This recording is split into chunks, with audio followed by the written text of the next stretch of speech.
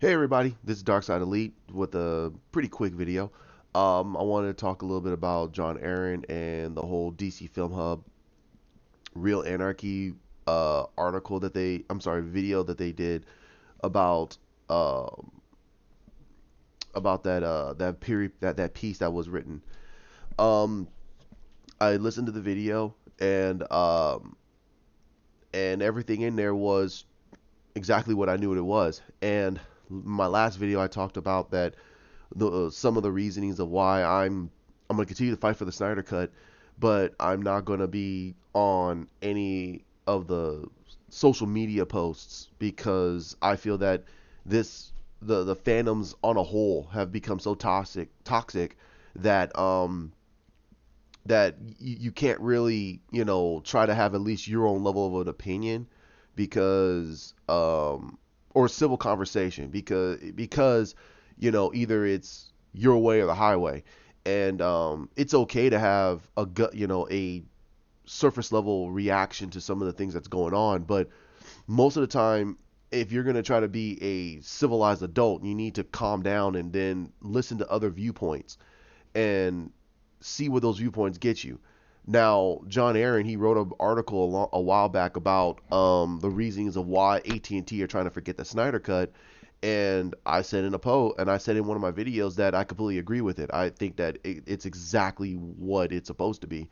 That AT&T is only caring about the money. They don't truly care about the franchises or the hard work that a lot of these actors and actresses and directors and producers put on these projects. They want to see green. And Justice League is a complete failure. So why would they want to invest even more money to fix up a VFX on a cut that, frankly, from their point of view, they may not make any money back from? Or two, it's gonna garner more people to hate the rest of the DC stuff. Or C, it's going to put egg on everyone's faces that they should have released this in the first place. I'm leaning more towards all the above. I think that they're looking at it from a standpoint of even if whatever they do what they do, damn that they do, damn that they don't. And now they just want to try to create movies. Now people are saying that they should just create good movies. Well, we did have good movies and no one liked them. It got panned at the box office. It got crucified by YouTube critics who basically don't make content. They don't make content. You got David Sandberg who created YouTube content and he loved Man of Steel and Batman v Superman. So that tells to me that if you create content, you have more appreciation for what somebody like Zack Snyder is trying to do.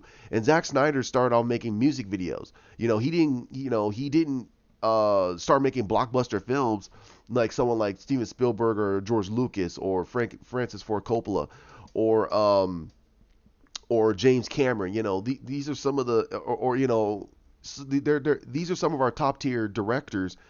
And from James Cameron, Christopher Nolan, I mean, they're saying that Zack Snyder's ahead of his time. He's far ahead of the curve than a lot of directors, critics, and even film goers are. He's making deep level films for a modern audience, and James Cameron and Christopher Nolan understand that because Christopher Nolan has been doing deep rooted films ever since Memento. So to me it makes no sense why someone like Zack Snyder that he's being talked to or talked about to a tier level of these phenomenal directors. So that tells to me that these directors know what the hell they're talking about. David F. Sandberg gave a lot of credibility to Zack Snyder and what he was trying to build in Shazam. And I think that he paid a lot of homage to that. And he wanted to get Henry Cavill in. He wanted to seal the fandom up by saying, hey, I want Henry Cavill. But WB and Henry Cavill's camp, they're I'm not going to say they're arguing, but they're kind of butting heads about what they want to do. And Henry wants to have his own producer's credit and he wants to have say on the script and the director, and that's his right. I mean, that is his right. He wants to play this character. He wants it done right, or he wants it done to a way that makes him feel comfortable and that doesn't get panned at the box office. Now, regardless of whatever he does, it doesn't matter what he does from this point forward. And this is being completely honest. even if he decides to make the type of Superman movie he wants to make, it might not get praised by the people that loved him in Man of Steel. He might get even more mixed reviews. So I think that he's in a situation where, just like Zack Snyder, like, what does he do? Does he cater to the overlords, or does he, back off and just say, hey, you know what? I did my time. I had my time in the sun. It's time for someone else to do it. And that's what a lot of these rumors are saying, that they might develop they might develop a Superman movie without Henry Cavill. So that's dividing the fandom, and those are always possibilities. And I think that a lot of us should just, you know, one or two things. Like I said, it's just either we just start enjoying the movies and just be I'm not gonna say the word shills, but they just go to these movies and just and appreciate that we're getting DC films, or or we or we um what we do is we just look at this we boycott. I don't think we should boycott at all. I think that we should either go see the movie, or we say, hey, you know what, the trailer didn't get me, I can't go see this movie, because I'm not gonna spend, I'm gonna say, I'll throw it out there, an average of $15 to go see a movie that I'm gonna hate. That makes no sense. The trailer does what it's supposed to do. Just because it flashes Batman or Superman or Wonder Woman on it, that doesn't mean that it's gonna be a great film. That, okay, it's gonna be a great film, I'm gonna go see it. No, the trailer has to get you. And I'm not saying that Patty Jenkins is going to do a bad movie. I'm not saying Matt Reeves is going to do a bad movie. I'm not saying that any director who picks up Superman is going to do a bad movie. What I'm saying is that that's the reason why they make trailers. Trailers are supposed to drag you in to say, hey, are you interested in seeing this? It looks cool. It looks fun. It looks exciting. Are you interested? And if it doesn't do that, then why do I want to spend money on it? And I think that a lot of the fans out there, and I'm starting to notice it, and that's coming with the silent majority. And I think that the people who are not talking, they're the ones that liked Batman v Superman. A lot of the people are not talking much about it, they're the ones that probably did not like Justice League, and they do want to see the Snyder cut, but they don't want to get themselves involved in a very toxic fandom. And I think that's what's going on with this Snyder cut fandom. It's becoming very, very toxic. You got people jumping on Jon Arynn about what he wrote in that article, but it's the plain truth. And like he says, I mean, he and Ben says, they are there to report news. They're not there to hold your hand in everything. And they are not in the business to tell you just always good news. Sometimes it's gonna be always a bad news. Ben Affleck leaving, that's heartbreaking. Ben Everett and Jon Arynn, they want Ben to come back, but they know that Ben doesn't want to come back. He's pissed off. He's angry. He's upset. He signed on for Zach's vision, and you basically got a cartoon two-dimensional version of Batman on the screen that Jeff Johns and whoever were the people that involved, they wanted to create almost Batman from Batman Justice League Unlimited, and that makes no sense to his character. His character was still growing, and I think that that's what happened. And to be bluntly honest, the people that complain so much about Man of Steel and Batman v Superman, saying that, and they use Marvel as a reference, you got your Marvel movie. That was Justice League, and you didn't like it. Why didn't you like it? Well, the characters didn't make any sense. And that's because this was an arc. That was an arc. And when you interrupt an arc, it looks jumbled, and that shows. And I think that's why Joss Whedon is pretty much he's doing indie stuff. He's doing stuff in his own production company. He's keeping quiet because he knows he's screwed up. He knows what it feels like when someone comes in and tells you to do something completely different than what the vision really was. And he did that to Zack Snyder. That's the reason why Patty Jenkins pretty much laughed at the fact that he's off Batgirl. A lot of directors are not talking about talking about Joss Whedon. So that tells to me that he pretty much did the backstab to Zack Snyder. And he tried to revel in it. He tried to say that, well, I'm going to come in, I'm going to fix this. This should be much more lighthearted and family friendly. But what Zack Snyder says is absolutely true. When you come in and you try to do a complete everybody's gonna like this type of movie, a complete general audience movie.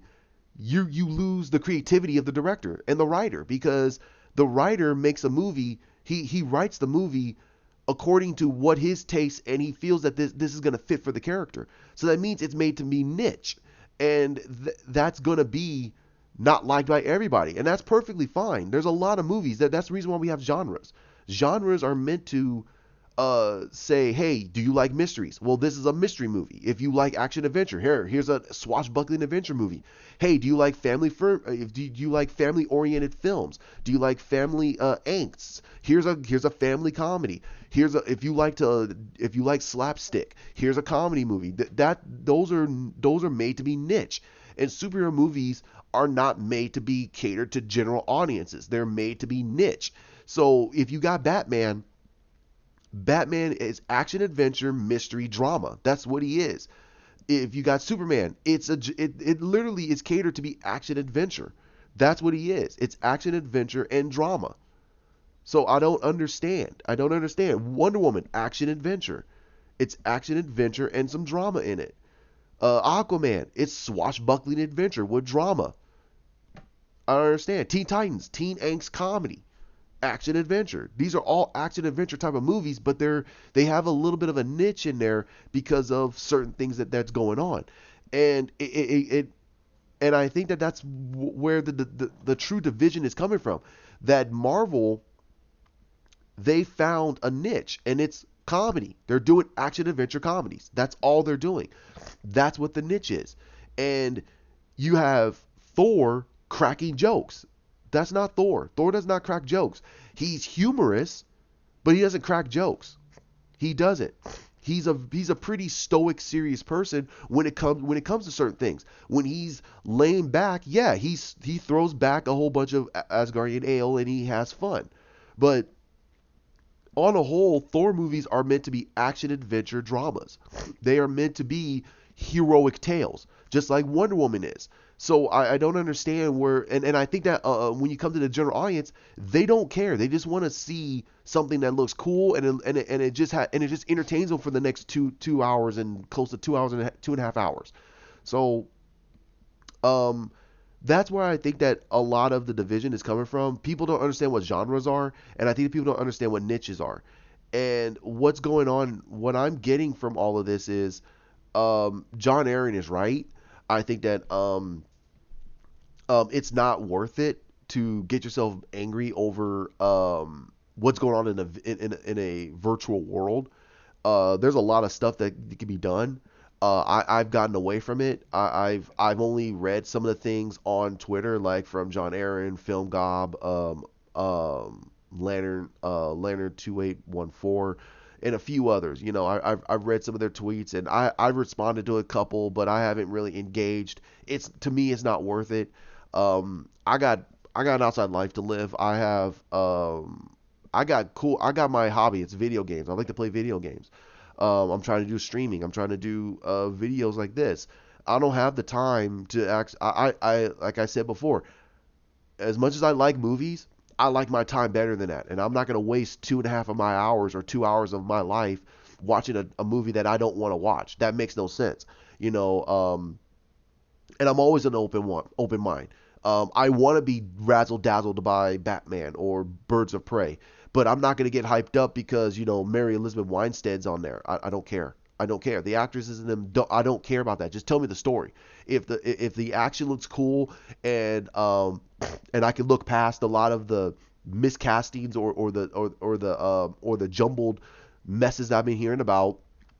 Cool, that means the trailer did exactly what it's supposed to do. Then I'm gonna go in and watch it. And then if I come out going, man, that was a hot trash, then I got fooled. That's just the way it is. But I'm not gonna get happy about this level of casting or this or that or this or that. I'm gonna be more of show me something first.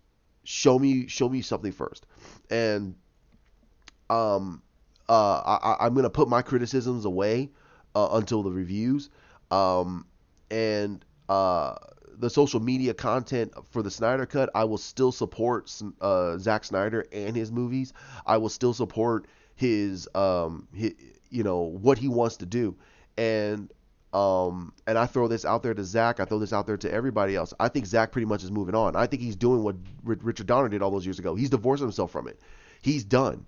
You know, he told his story and everything got screwed up, and he didn't get to have the voice of his movie. He got someone else telling his story, and they completely muddled his voice up with a coffee can. So it just really it's really heartbreaking that Zach cannot finish his movie, and it's heartbreaking right now that right now there's everybody doesn't know what the heck is going on with DC. They're jumping on the bandwagon saying that DC doesn't know how they're doing. You got others that are just being happy about movies are coming out. Movies are coming out, and I'm like, hey, that's their right. Everyone has a right to be excited or not be excited, but you don't have the right to jump on social media if someone's happy about something and then completely s all over everything. That's douchebaggery and that's trolling and that's stupid. That is the reasoning why AT&T doesn't want to do anything. They don't want to do anything because the silent majority, the silent people who want to support the Snyder Cut, who want this, want that, they don't want to be involved. They don't want to be involved with this toxic fandom. They are divorcing themselves. They just want to be told a good story, and they were told a good story, and then it got muddled up, and they're not talking. They're like, whatever, just whatever. It is what it is to them, and they want to move on, and I just think that WB need to really work on their release dates. I think just Shazam got screwed. I truly do. I think that Shazam got screwed, and it's not a flop. The movie is not a flop. If it made up to 4 times its budget, it's not a flop. It actually is a success. You're telling me that the movie has to make 8 times its budget for you to consider it a success? Why? You know, if it's from the math that everyone's been saying, if its budget is $100 million, if it makes $200 million, it has to be split in half for to cover the production costs, and also the marketing was probably around 20 million. So you're looking at 120 million. Let's say it made 400 million, then well, it underperformed for its budget because it has to cater to all the other situations that's going on. So if you're going by 4 times its budget, just to be safe, if it's $120 million, $120 million, you're looking at $480 million. So if it made $480 million, it broke even. In most cases, people said that it broke even at 380, and I was like, okay, then that's cool. That means everything else is gravy for them. So I just think that they released it at the wrong time. They should never release this movie before Endgame. That made no sense. Right after you released it right after Captain Marvel. I would have released this movie before Captain Marvel. I would have released this movie right when Battle Angel Alita came out, because there was no competition between the two of them. They're not competing against each other. One was made by Fox, the other one was made by Warner Brothers. You had a manga movie and you had a comic book movie coming out around the same time, about what, a week or two apart, or the same week. It'd have been perfectly fine. So then when Captain Marvel comes out, Captain Marvel we would have gotten the understanding of why that movie made the money it did. I don't, sorry about that. I don't want to ass all over Captain Marvel. Everyone's already done it. But I didn't like the movie. I thought the movie was like I said before to a lot of people, it was a mediocre movie, but a very, very, very subpar, no, terrible comic book movie. So that's my whole spiel about what's going on with this fandom and why I'm kind of divorcing myself away from it. I also want to get into some of the things that Jon Arynn said, and again, I love Jon Arynn. I think he's straight to the hip. He's straight from the hip. He doesn't care, and he shouldn't care, because he's a grown man. He can have his own opinions, and you're not paying his bills. You're not paying for the equipment that he's using. He's paying it out of his own money because he has a job. So he's paying for all this. So you're not paying for his internet. You're not paying for the food that goes into his child's mouth. You're not paying for the roof over his head. So from his perspective, you have no right to tell him what to do. You don't.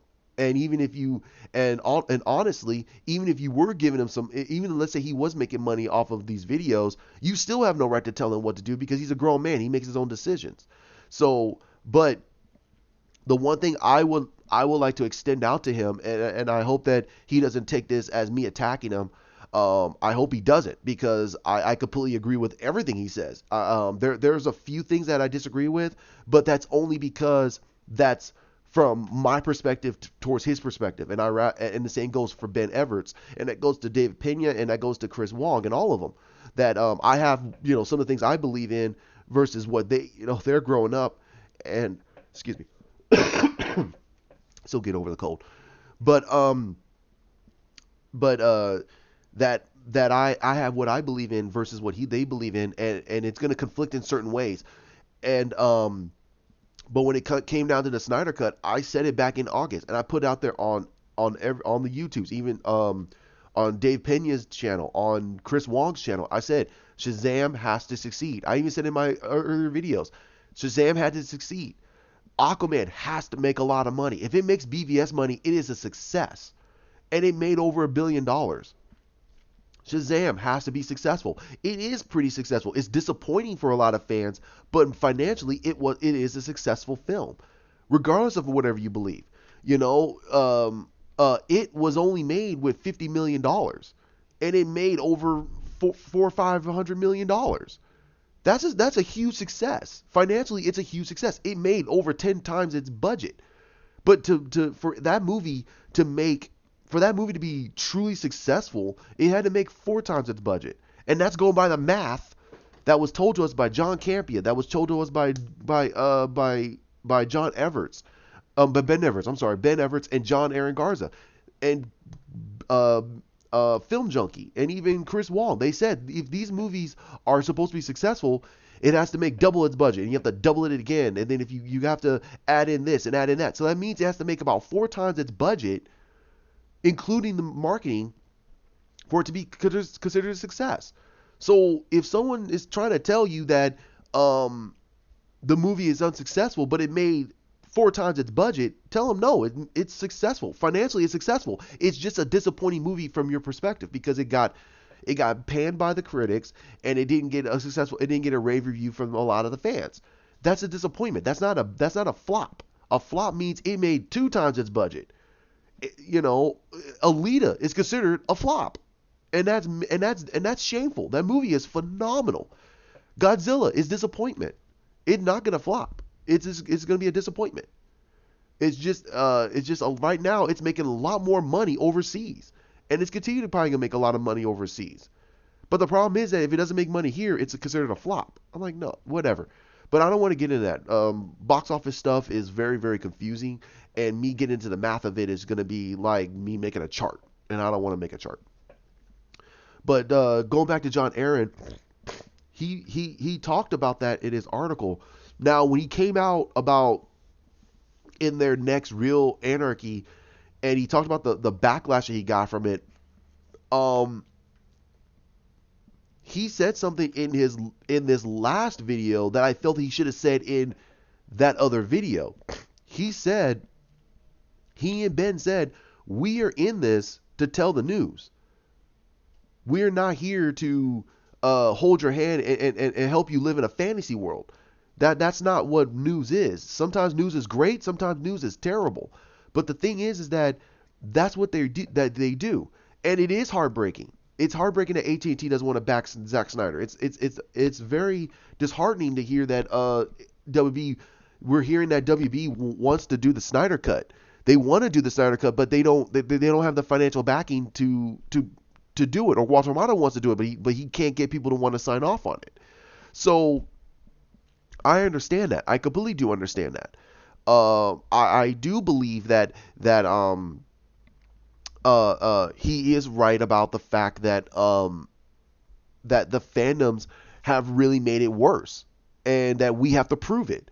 And he's right. We do have to prove it. Getting billboards and everything else, that doesn't prove anything. You got $20,000. Hey, it's a phenomenal achievement from people that want to do it. But if you really think about it, if they say, okay, here's an average of $15, and how many people, let's say that you put that in a movie tickets perspective, how many people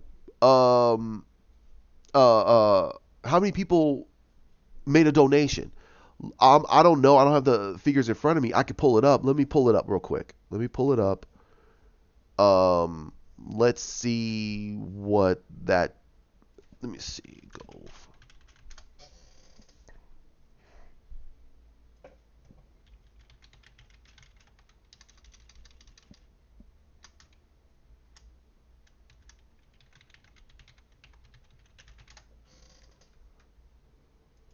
Let's see what. Okay, so I have it in front of me.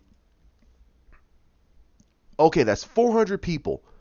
They raised over 21,625 of a 21,410 goal, which is a phenomenal achievement. I applaud that people are coming out and do it. Jon Arynn, Ben Everts, everybody. Chris Wong talks about it all the time. It is a great achievement. But you raised 400 people. That's 400 people. Okay, that's great. Now let's now now what's 4 times 5? 4 times 5 is literally 60. Okay? So 4 times 5 is 60. So let's add two zeros. So you're telling me if it was 400 people that donated uh $15 to this, just an average of $15, you're sitting at 60,000. You're sitting at $6,000. Hmm, that's pretty low. But we raised 21, so that means that a few people came in and they donated 100 or 500 or something like that. They got a lot more. So you got, I mean, I'm seeing a lot of 20s. See, one gentleman donated 287. That's a lot of money. One person donated 45. There's a 50 right here. One person did donated 150. So what I'm saying is that if it's showing that a lot of people are putting their money forward that want this, but they want to see more people than that. 400 people, and they're saying that's a ticket. It's not about that. Okay, so you're telling me this guy's willing to pay $287 for a ticket to go see the Snyder Cut? That if ATT wants that, they'll be like, okay, well then we got to charge everyone else 287. People are like, oh hell no, dude. Here's $1, or here's $15.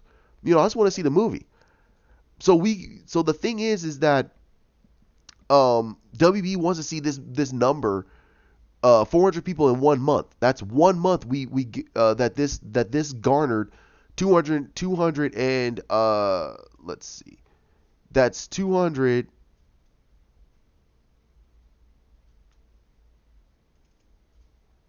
Sorry about that. That's 200.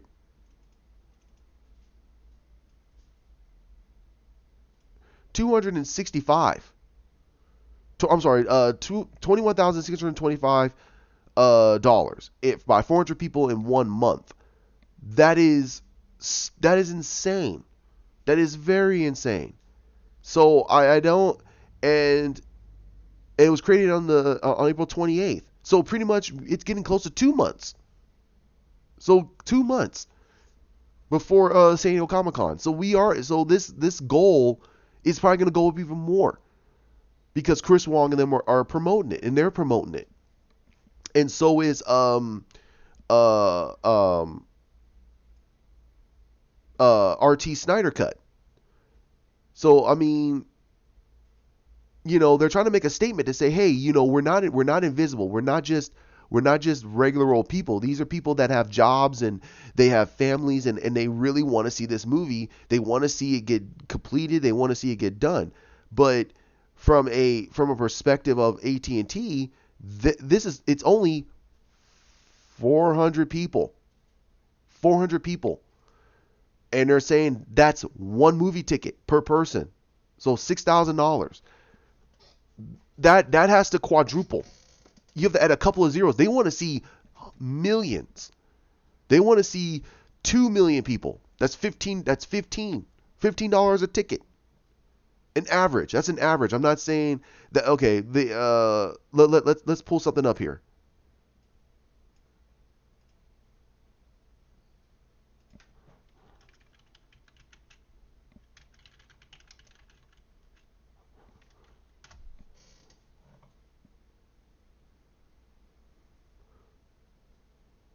Okay, so let's say $9.11. That's from the Hollywood Reporter. $9.11. That's back in 2008. So $9.11 of 400 people. That's a lot. That's not a lot. And the goal, and that's 21,000. So I mean, it doesn't make any sense there. I'm not saying that. Um, I'm not saying that it's it's unachievable. I'm just saying that it just doesn't make sense for WB to want to do that. I mean, or AT&T that want to invest in something like that. They got to have millions. We got to show that there are more people involved. That's why I personally felt that, okay, if they got all this, if they're going to get all this publicity for this, which they are getting, and they are going to go to San Diego Comic Con. So there's a lot of people going to be over at San Diego Comic Con wearing shirts saying support the Snyder Cut, wearing the Zack Snyder shirt, the I love Zack, Borg Life, stuff like that. We need to have a signature list. We need to have these people. We need to have pictures with them. We got to have them throwing the hashtags up. They need to all hit Twitter on San Diego Comic Con. That's what I would do. I would say, okay, if we need more people. 400 people. Okay, that's 400 people probably across the world. We need to hit people at San Diego Comic Con. And then once that hashtag gets out, it says hashtag I support Zack Snyder, and it starts to trend all over the world, and have people trending that, and also it's hitting Facebook or Instagram or Snapchat or whatever, any place that social media is all over, and you literally get more people showing up, and somebody could tally that and have data to actually say, hey, look, instead of that 400 people that they were able to get, it's now went up to, let's say, 500,000. That's 500,000. That's showing the WB that, I'm sorry, not WB, but AT&T that, holy crap, there are actually people out there that are actually going to support this. But they only got 400 people. They only got 400 people. 400 people. It doesn't make sense. And the average ticket price is $9.11. And that's in 2008. I'm sorry, 2018.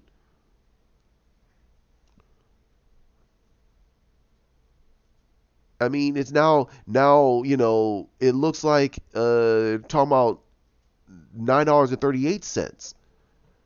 And that's a matinee. They're not talking about like the movie ticket after 5 p.m.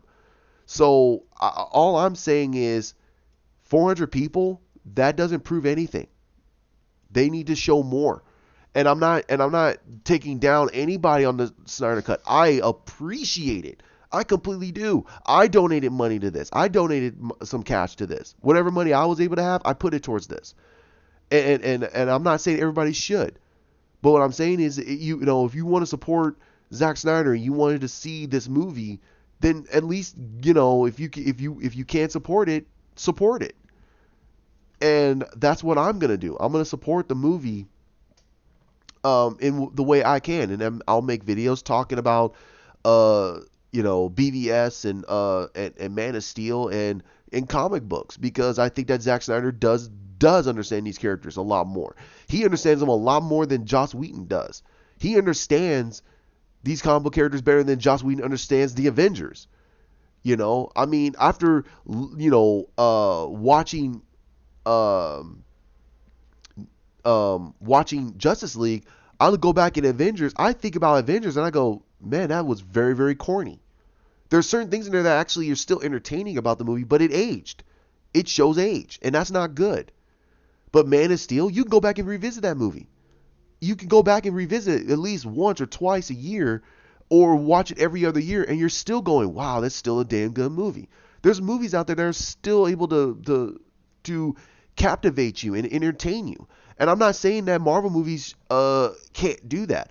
Some audience members, they have that type of taste, and that's what they do for them, and I'm perfectly happy with that. I'm glad that those movies are able to do that for you. But for me, it doesn't. It doesn't do anything for me. It doesn't. So, um, oh, this is running on longer. But yeah, I'm gonna support the cut, and I think that Jon Arryn and Ben Everts is right. I'm throwing my hat into the whole situation and say this. I'm throwing these words out there. It's it's not WB or AT&T that's the problem. It's the fandom that's the problem. It's this toxic fandom. And you're going to have fans. You're going to have toxic fans. You're going to have those toxic fans. That's been around since the war between Star Wars and Star Trek. I talked to my friend about that. We always have those type of fandom, those fans, those toxic fans that just they're one or that's it. But because of social media, because of that interconnectivity that social media gives to everybody, everybody is now toxic. And Jon Arryn and them, they're just throwing out words, they're just talking to other people. But that they are laughing. They're laughing behind as much as these trolls are throwing these words out there and getting a chuckle and a laugh. You're getting the same thing from me. You're getting the same thing from Jon Arryn. You're getting the same thing from Ben Everts. They're laughing at it. And I say this to him, and I say this to Ben because Ben jumped all over Zod Ryder about him writing that article. I didn't. I'm sorry. I didn't jump on Ben Everts. I just threw it out there. I said, um, no, it wasn't towards Zod Ryder. It was towards someone else talking about something. And I said, why are you engaging this person? What benefit does that help you? All you're doing is gonna make yourself angry. Over what? You're getting angry over a digital person who's pretty much laughing at you because you fell for the cheese. Why? No, forget that. He's a nobody. You have a YouTube channel. You're working for a news syndicate, an online news syndicate. You're living a better lifestyle than he is. You have a wife, you have kids. Dude, you're living from my perspective, you're living a better life than this dipstick is. So why are you getting angry? Why are you feeding this troll? Ignore him. He's a nobody. So forget him. And just move on. You got plenty of other things to do. And he liked it. I was like, yeah, dude, just forget them. They're nobodies. Trolls are nobodies. They live to anger people so they can feel good about themselves. It feels good when you're a troll. It feels good you throwing out, a little shade at something and you're just watching how the calamity ensues. But for this situation, for what the Snyder Cut means, you can't fall for it. You got to just move on. You got to just look at the situation and just move on. So I'm gonna add this up, and I hope that a lot of people can relate to this, and I hope that Jon Arryn them can watch this, and I hope they get a little bit out of this, because like I said, and I say this from bottom of my heart, I think Jon Arryn is a really great guy. I think that Ben Everts is a really great guy. We have differences of opinion, and it's perfectly fine. But I will have a civil conversation with them. I will love to have a civil conversation with them. I think that Jon Arryn is right. I think that he's completely right. I think that Ben Everts is right. He loves Marvel movies, but even he sit there and said that Endgame made no sense. Even he agrees. We gotta prove ourselves. And this is a guy that says he likes Marvel movies. But the one thing that I will throw out there also is there is a reasoning why Disney is doing the movies they're doing. And it's not the fact that they just want to make money. It's the fact that the fandom is just that solid.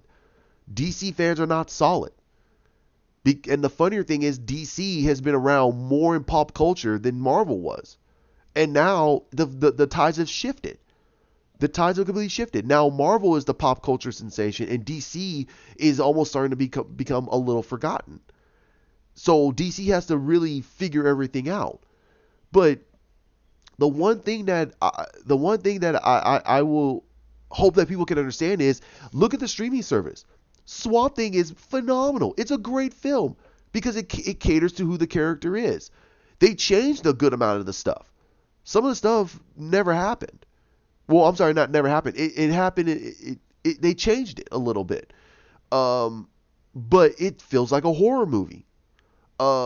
Titans is completely different, but I like the aspect of it We're getting a very dark Dick Grayson, and he's realizing this and realizing that, and we're gonna get a little bit more of that in Titans season 2.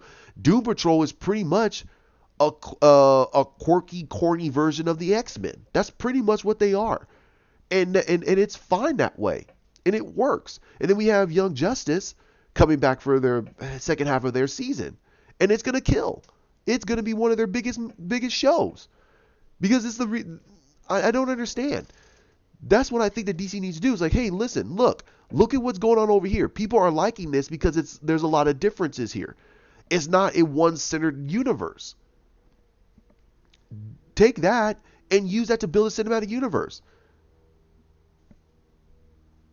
It feels like they're making it harder than it needs to be, and you got fans talking this way or this way or this way, and it's just like, dude, there's a way to build it.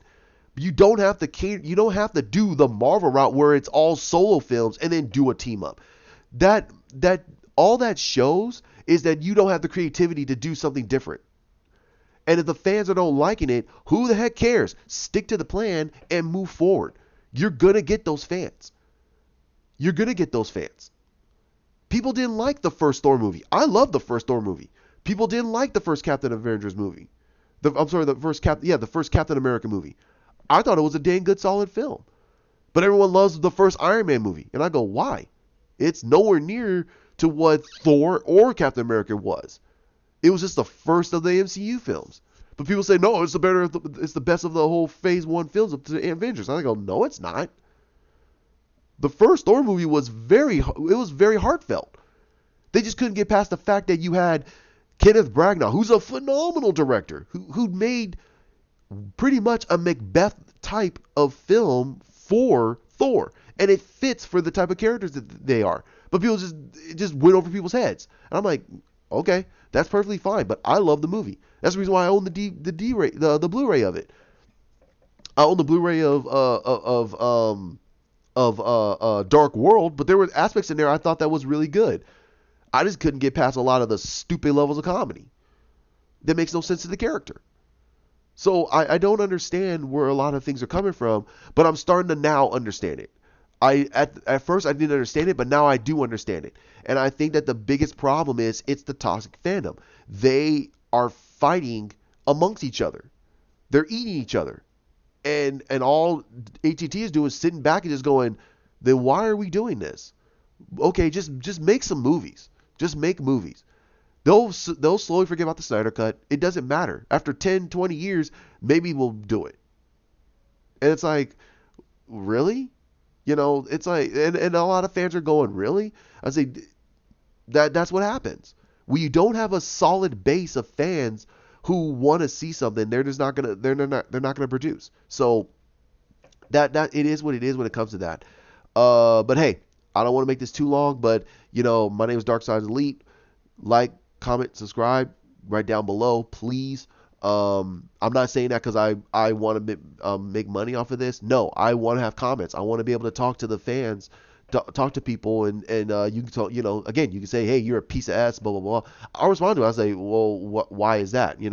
Or anything. Just let me know so I see that, hey, you know what, you want to talk civilly about a lot of things. I hope that this gets out to Jon Arynn and Ben Everts. I love you boys. I think you guys are really great.